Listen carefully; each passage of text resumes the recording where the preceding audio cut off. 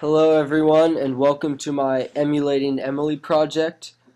My name is Erik Overdyk, obviously. And to start off, I'll say the name of the poem I chose from Emily Dickinson, and the title is We Never Know How High We Are. So here is her poem. We never know how high we are till we are called to rise. And then, if we are true to plan, our statures touch the skies.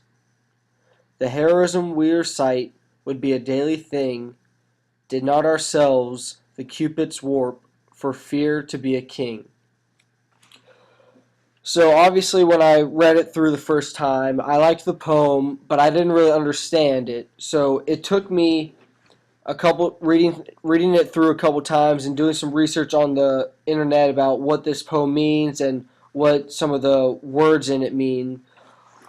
So I'll show you my notes on this, but first, obviously, the poem has 8 lines with two stanzas, 4 lines in each, with an A, B, C, B, D, E, F, E rhyming scheme. So as you can see, rise and skies rhyme, and then thing and king rhyme.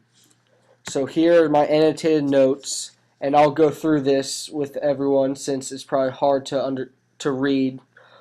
So I started off with underlining all the rhyming words that I just went through, numbering the lines, and finding the rhyme scheme, which you can see on the right.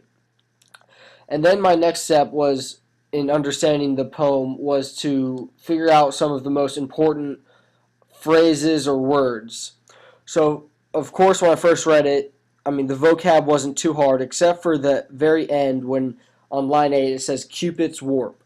And I found that cubits mean a unit of measurement, and warp is just to twist or bend out of shape. So I went through the meaning of the poem by each line, or mostly in pairs of lines. So the first 2 lines, it says, we never know how high we are till we are called to rise. And I took that as meaning we have great potential that we're sort of unaware of until we need to step up. And I circled the how high we are as how great we are and how much potential we have.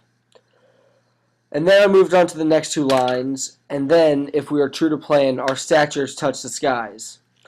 And I took this as meaning that if we realize the potential we have and we believe in ourselves, then we can succeed, and our statures would reach the skies.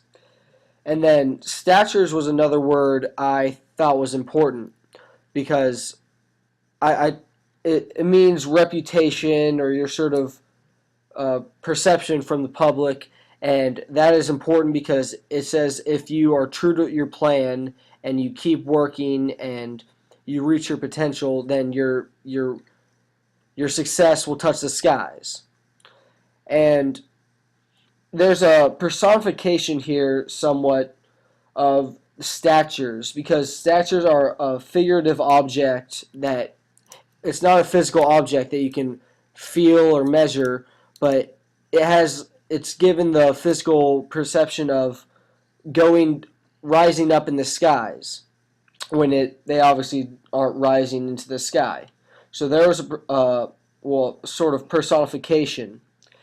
And then I moved on to the second stanza. The heroism we recite would be a daily thing. And at first obviously heroism I thought was an important word. It just means acts of greatness. So I took those 2 lines as meaning we could do great things, but obviously it's setting you up for something in the next 2 lines. The heroism we recite would be a daily thing, did not ourselves the Cupid's warp for fear to be a king. And here's where it gets a little more confusing, but it's not too hard. These lines I interpret to mean that we're scared to lead, or we're scared to be the king, because ourselves, all of us, we warp the units of measurement, the cubits, or we sort of make up our own standards, or the society's standards of what it takes to be a leader or what it takes to be a king. So we would be able to do great things if we realized we were capable of doing such things and we didn't have these false perceptions of leaders or kings as being almost godlike or perfect. So Cupid's warp means we are sort of misinterpreting and making up false measurements of what it takes to be a leader, and that also we are somewhat scared to lead. And Cupid's warp is a distorted measurement, and this is a metaphor for the distorted standards we have for our leaders, and it is that are not true because we incorrectly measure ourselves and our potential. So then, when I went on to my poem, I thought about. I really liked the message this poem sent, but it was hard to understand. And you're not going to, when you read a poem, you're not going to read it 10 times and do research on it. So I wanted to put it in language that was a little more simpler that you might be able to understand the first time. So here's my poem, Belief. We never know how high we are until we witness who is below. But if we continue on our way, our highest dreams we will outgrow. The things that we could do to change the world for the good, but we don't ever try our best for fear of failure, even though we should. So my poem also has the A, B, C, B, D, E, F, E rhyming scheme as Emily's did, with below and outgrow, and then good and should. And also I have 4 lines in each stanza, and I have 2 stanzas. So here are my notes on my own poem, and I'll sort of read these out to you. I interpreted my own poem, and the first 2 lines sort of mean we are scared to continue after we succeed. So I sort of gave you the imagery of you feel as if you're in the sky or you're standing above everyone else when I say until we witness who's below. And I use that to sort of give the reader a sense of that they're better than they think they are, because oftentimes we view other people as being much better than ourselves, but we should be more confident in ourselves. And then the next 2 lines, I talk about perseverance as being the key to success.